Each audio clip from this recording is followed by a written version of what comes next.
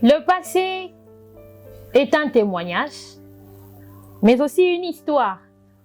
Mais vous vous posez de questions de savoir c'est quoi l'histoire? Mais c'est l'ensemble des événements passés. Fidèles téléspectateurs, chers internautes, de partout où vous nous suivez, nous vous disons bonjour et bienvenue dans votre rubrique Heureux en Christ. Je suis aussi passé par là, j'étais aussi dans ça. Mais vous vous demandez dans quoi? Aujourd'hui, nous allons partager un thème si délicat sur la masturbation. J'étais aussi dans ça avec Jérémy Christian Tsaka.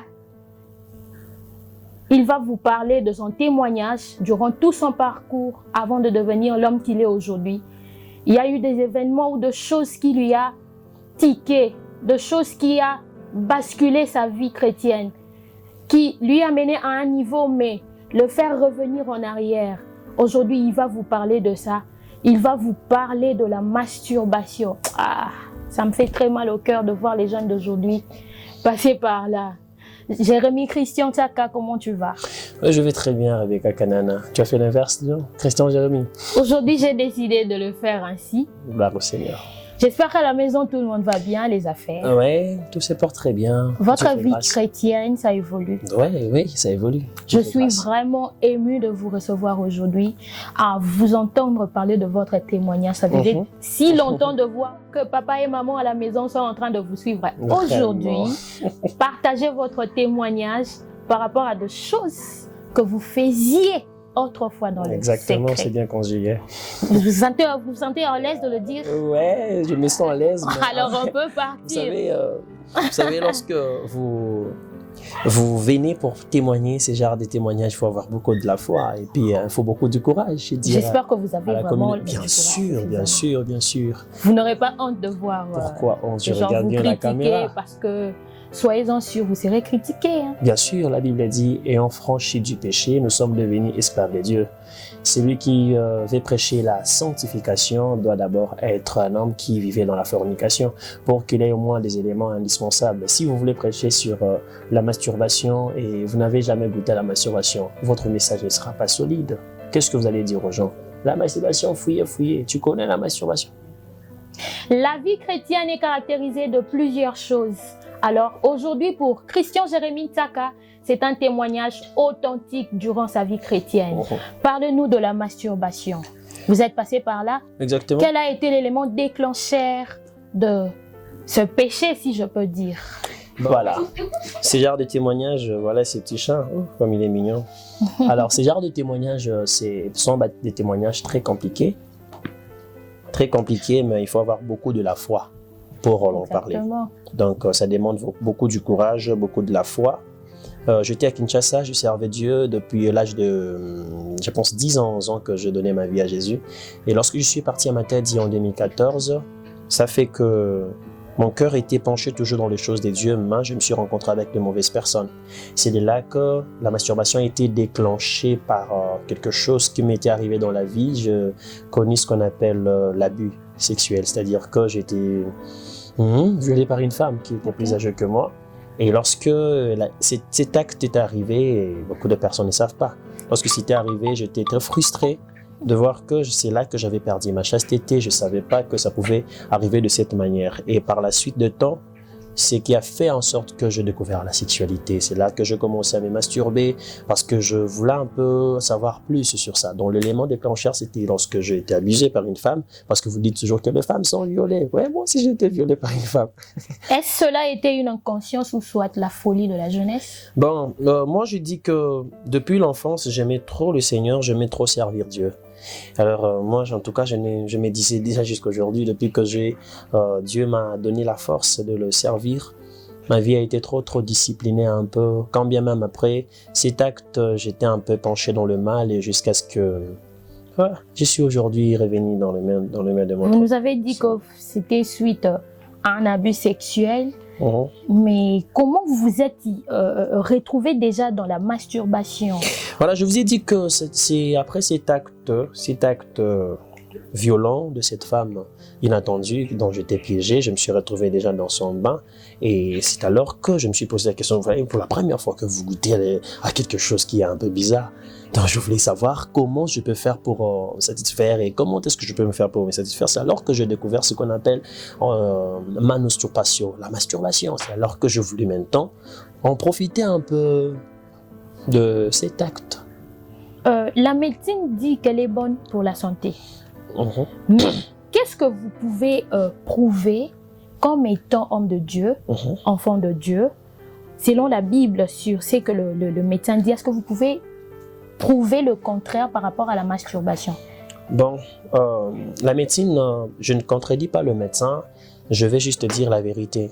Lorsque la Bible est en train de dire ceci, la médecine dit d'abord que la masturbation, c'est bien pour la santé. C'est faux et archi faux. En soi, c'est pas la masturbation, c'est juste la sexualité. Parce que la sexualité prévaut contre les cancers de la prostate. Okay. Donc, ils trouvent que la masturbation et tout ça, mais ce n'est pas une très bonne chose parce que c'est là des conséquences néfastes. Il y a aussi des répercussions aussi atroces. La parole de Dieu dit ceci. Dans Psaume 134, « Élevez vos mains vers le sentier et bénissez l'Éternel. » Je me demande pour un masturbateur, quelles sont les mains qu'il va élever. Dieu, lorsqu'il a créé l'homme et la femme, il dit, soyez féconds. Alors dites-moi, Rebecca Kanana, c'est par quel mécanisme que l'homme et la femme peuvent procréer si ce n'est pas par la voie de la sexualité? Ce qui signifie que Dieu, lorsqu'il a créé l'homme et la femme, c'était pour qu'ils s'unissent, pour qu'ils procréent. C'est pas pour que l'homme ait l'autosatisfaction ou bien que la femme ait l'autosatisfaction. Donc je contredis cette pensée de médecins qui disent que la masturbation c'est bien, tout ça. Non, c'est faux, c'est pas bien. Pourquoi? Parce que lorsque vous masturbez, il y a toujours de frustration qui arrive après, de migraine. Tu sens vraiment que tu ne devrais pas le faire. Si, c'est très bien. Pourquoi il y a de frustration? Que le médecin nous réponde. Alors, en disant cela, vous nous rassurez que derrière cela, il y a des conséquences. Et quelles sont ces conséquences exactement? Exactement. Parmi les conséquences de la masturbation diminue d'abord l'intelligence, vous rend bête, vous touche au niveau psychologique de l'intelligence. Donc, si nous pouvons comprendre bien, de personnes qui sont moins intelligentes aujourd'hui, ce sont des personnes qui pratiquent dans le secret. Non, je ne dirais pas que toutes les personnes qui sont de bêtes, ou bien moi je dirais pas bêtes, c'est trop fort. Hein. Excusez-moi. Vous essayez bien de les caractériser. Voilà, toutes les personnes qui ne sont pas trop intelligentes, c'est la masturbation, non pas totalement. Aussi il y a des négligents. Rebecca Kanana, il y a aussi d'autres qui sont des négligents. Et comment est-ce qu'ils seront intelligents? Mais au moins parmi deux éléments qui déclenchent la stupidité, c'est aussi la masturbation, parce que lorsque vous êtes trop concentré dans ça, ça va créer beaucoup de choses. Il y a aussi la porte d'entrée de femmes de nuit. Il y a la masturbation fait entrer de femmes de nuit, parce que moi j'ai vécu cette histoire, parce que lorsque je me masturbais à un moment, j'avais senti comme si c'était au-delà de mes forces, où tu sens que si tu es là, tu sens qu'il n'y a pas une personne visible, mais tu sens qu'elle est venue. Lorsqu'elle vient là, tu sens vraiment que tu deviens excité. Il faut que tu répondes à ses besoins. C'est quelque chose qui est spirituel, que les hommes spirituels peuvent comprendre. Ça vous met déjà dans un bain, dans une zone de confort. Donc, Exactement. Et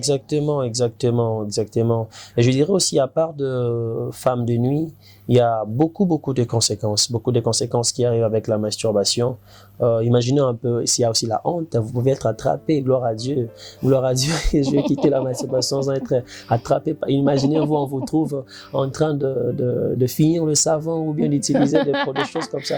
Vraiment. Il y a la honte. Vraiment. Est-ce que la technologie a aussi contribué par rapport à la masturbation? Exactement, 80% de masturbateurs utilisent la pornographie parce que il est impossible de se masturber sans au moins avoir de très haut de direction de la pornographie. Parce que je sais que la plupart de masturbateurs sont des pornographes, parce que c'est ça l'élément déclencheur qui vous excite. Au-delà de ça, le monde qui nous entoure, il y a la technologie qui contribue aujourd'hui, parce qu'aujourd'hui sur l'internet, par exemple sur Facebook, une fois que vous vous connectez, il y a des images obscènes. Antérieurement, ce n'était pas le cas. Donc jadis, lorsque nous étions un peu trop jeunes, c'était un peu difficile pour déclencher le site internet où il y a de la pornographie. Mais aujourd'hui, si vous tapez maintenant sur Chrome, et puis vous allez voir les choses sortir, même si vous ne voulez pas, si vous tapez sur internet, vous entrez sur votre compte Facebook, que vous ne voulez ou non, il y a une femme qui va être... donc, la modestie chez la femme est perdue. Donc, aujourd'hui même, je m'en souviens quand nous étions un peu trop jeunes pour voir les cuisses de l'adolescence, on cherchait des miroirs, utiliser des techniques là, mais aujourd'hui pour voir tout ça, c'est facile avec la technologie. C'est parmi les choses que la technologie, en tout cas, contribue vraiment dans la masturbation. Mais est-ce qu'en faisant ça, vous n'étiez pas encore chrétien ou soit vous étiez déjà chrétien baptisé d'eau et du Saint-Esprit? Très belle question. J'ai bien dit que j'ai donné ma vie à Jésus trop jeune. Trop jeune, je servais Dieu. Jusqu'à ce que cela est arrivé, j'étais déjà chrétien. Donc, je voulais que vous puissiez marteler là-dessus pour que... Je n'ai pas connu la masturbation en étant un païen, non. J'ai donné ma vie à Christ jeune. Donc, vous voulez dire que vous pouvez être chrétien, mais pratiquer la masturbation. Exactement, exactement. Je suis un encadreur de plusieurs personnes. Je gère ce genre de cas. Il y a des personnes qui viennent hommes de Dieu. Il y a même des prédicateurs que je gère parfois. Il te dit que non, en tout cas, je n'arrive pas. Il est dans ça. Il est possible d'être chrétien aussi être vu dans la masturbation. Mais comment vous pouvez expliquer que je suis chrétien, j'ai lu la parole, je prie, mais je tombe dans la masturbation? Le diable est rusé. Si aussi vous êtes chrétien, vous n'êtes pas prudent, vous ne respectez pas le principe, parce qu'il y a des chrétiens superficiels. Il est chrétien, il prêche, oui, mais il a la négligence sur deux choses. La négligence de la méditation de la parole de Dieu et la négligence de la prière. Quand vous êtes négligent dans ces deux domaines, si déjà dans le passé vous étiez dans la masturbation, sachez-le très bien, vous allez toujours retomber. Et ne soyez pas négligents, mes frères et sœurs. Vous entendez l'homme de Dieu en train d'expliquer, donner son témoignage. Il est passé par là. Il était dans ça. Prenez au sérieux votre vie chrétienne, la vie de la méditation et de la prière. Alors, Christian Jérémie, qui vous a aidé à sortir dans cet esclavage?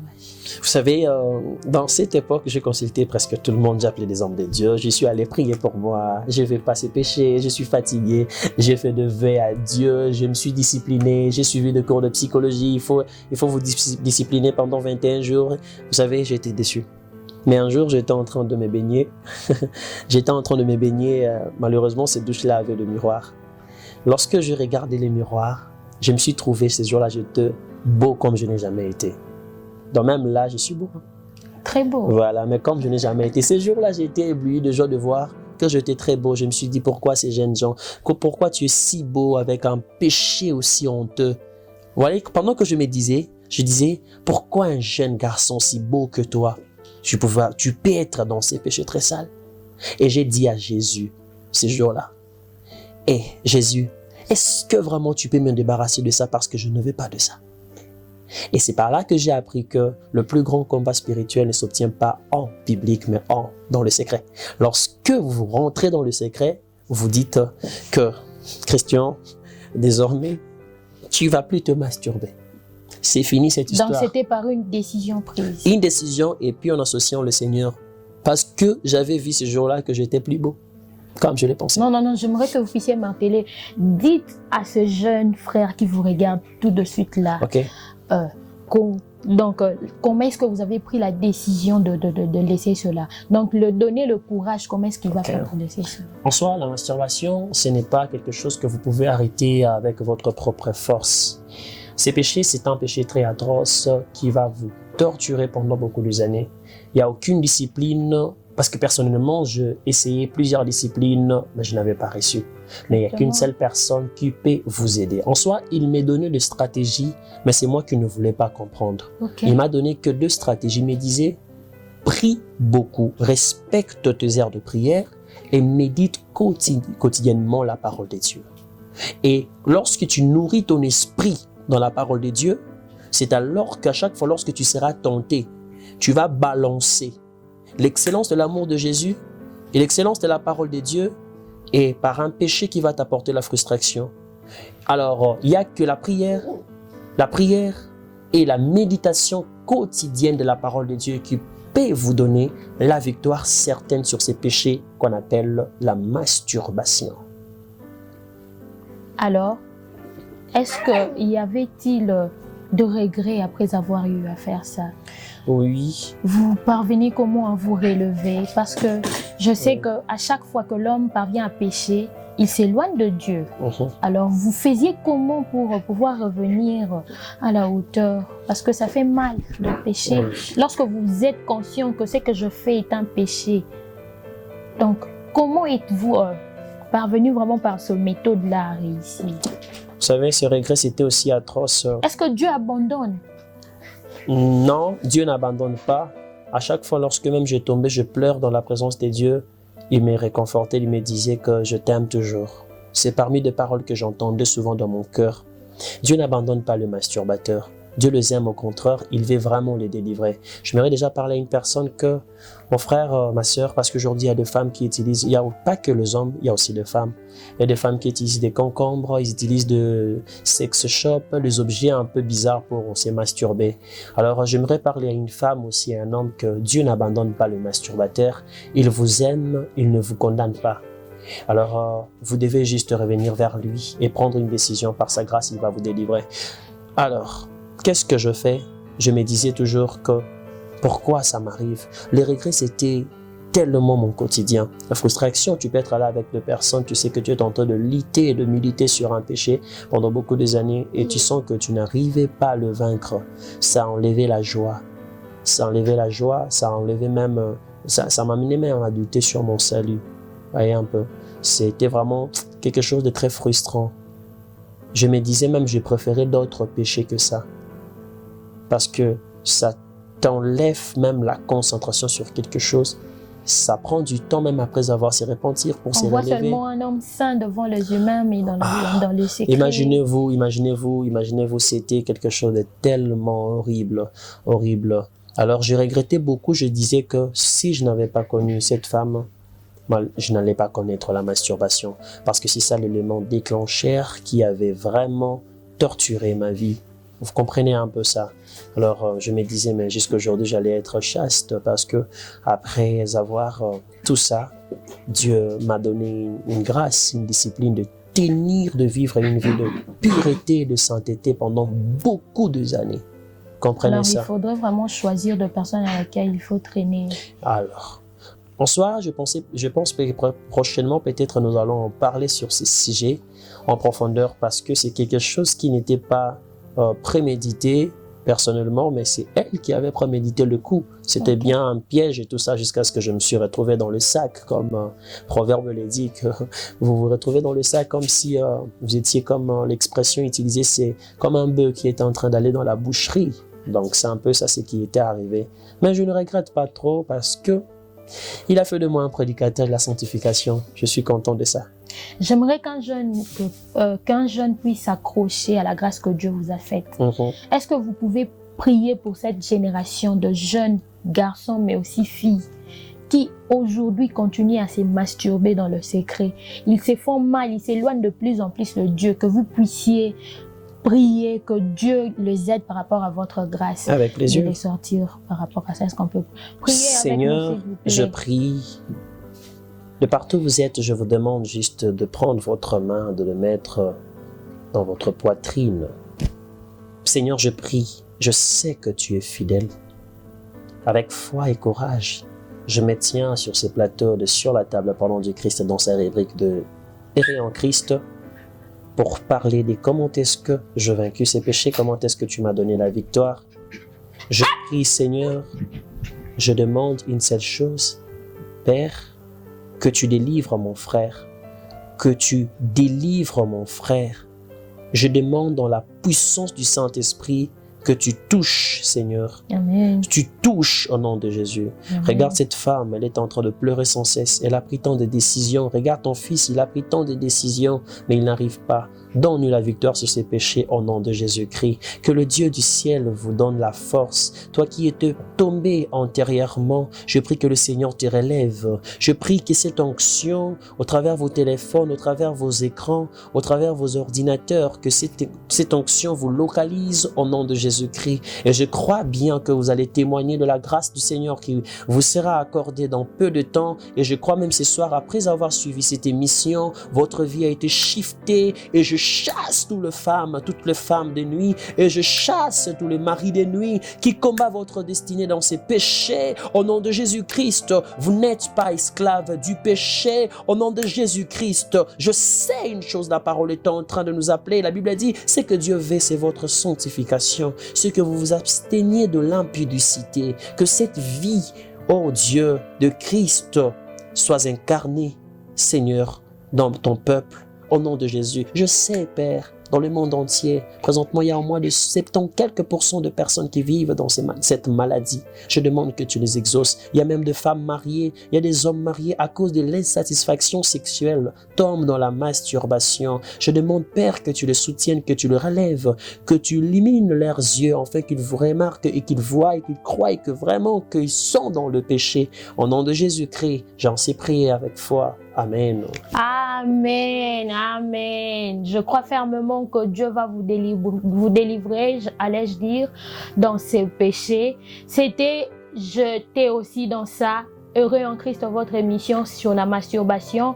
Aujourd'hui, nous avions reçu pour vous l'homme de Dieu, Christian Jérémie Tsaka, qui a parlé de son témoignage. Je sais que vous êtes nombreux chez vous, vous êtes de partout. Vous avez aussi un témoignage authentique par rapport à votre vie chrétienne.